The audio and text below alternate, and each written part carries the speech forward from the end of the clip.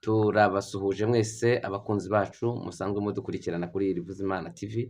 Amahoro y'Imana nabane namwe. Nitwa Irivuzimana Isayi, ndi mwene so muri Kristo Yesu. Hari ijambo nasomye muri Zaburi ya 30 ngira ni nko ku murongo wa 6, harimo ijambo rivuga ngo kuri be yaho harimo ijambo rivuga ngo hari kurira kwararira umuntu nijoro, ariko bwacya mu gitondo impundu zikavuga.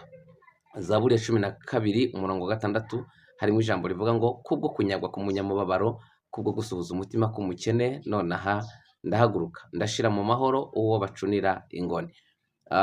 Yobu 14:7 harimo ijambo rivuga ngo haracyariho ibyiringiro, kuko naho igiti cyatemwa cyakongera kikagera gute kigashibuka, kikongera kikagira andi mashami y'ibitontome meza. Imana ishimwe cyane.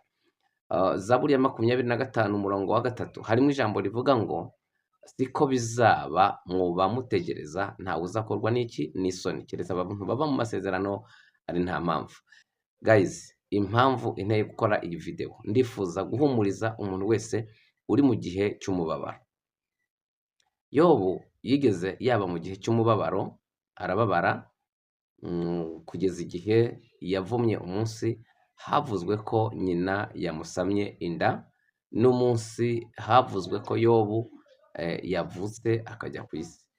Rero hari igihe umuntu aba mu kigeragezo kikamukanda kikamubaza. Dawidi yaravuze ngo mba nararabye iyo ntaza kwizera ko nzarebera kugira neza k'Uwiteka mu isi y'ababaho. Aravuga ngo tegereza Uwiteka. Turi kumwe. Imana ishimwe. Ujye utegereza Uwiteka. Hari igihe uba mu gihe cyo gutegereza Imana, ariko muri cya gihe cyo gutegereza Imana mu gihe itarakoreramwo iby'imbaraga, yego iba yakoze ibikomeye n'ubundi, kuko kuba ugihumeka n'ubundi ni iby'imbaraga Imana yagize gute yakoze. Ariko iyo bitari byakorwa mu buryo bwo koroshwa cyangwa se koroherwa ku buryo umuntu wese abibona ko habayeho koroherwa n'Uwiteka, usibye Imana yonyine iza ikamenya urugero rw'umubabaro ufite, ariko nta wundi muntu n'umwe wabasha kumenya urugero rw'umubabaro ufite. Imana itugirire neza. So ndagira mvuge ngo nta kigeragezo cyakugezeho cyabaye nk'inzaduka ku buzima bwawe. Ibyahozeho nibyo biriho, ni nabyo bizakomeza kubaho. Nta gisha.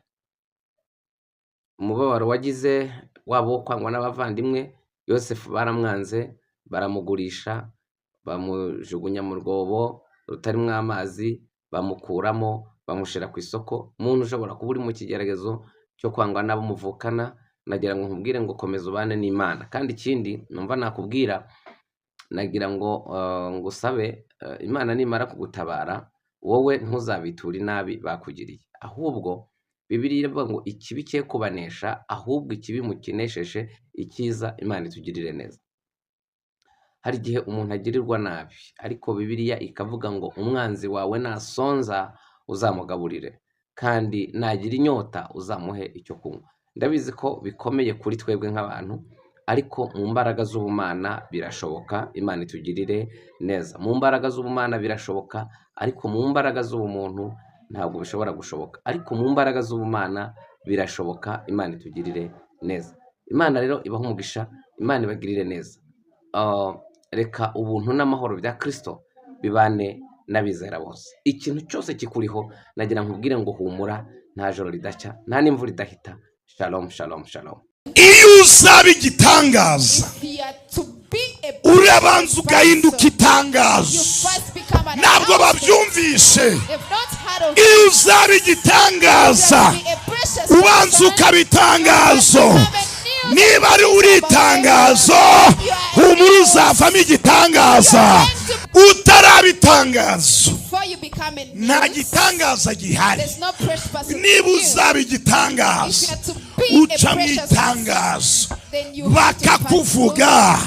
Yayezaho yarakennye, zaramuyobeye, yarashonje, amerewe nabi.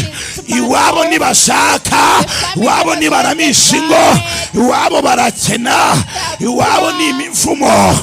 Litalazo lemone fire.